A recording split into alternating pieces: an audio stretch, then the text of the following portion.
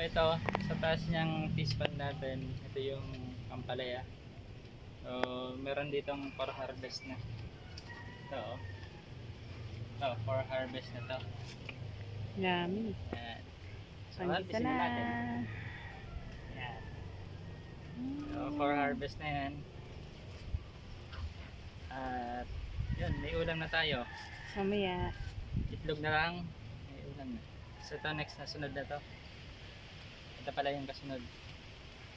May mga bunga doon. Ayun, oh. Dito sa taas. Yan. Kailangan natin yung i-plastic gawa ng inaano yan, kinakain ng insekto yan. Yan. So ito pa-plastic na natin yan.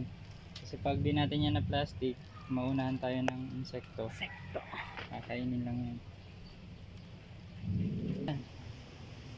Ayan. Ayan natin yun ang balot.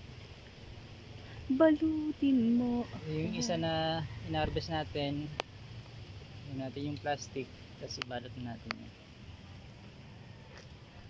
Kita niyo po ba? Kita niyo po ba yung kilikili ko? Yan yung kilikili ko. Yung ampalaya nasa taas. Yan.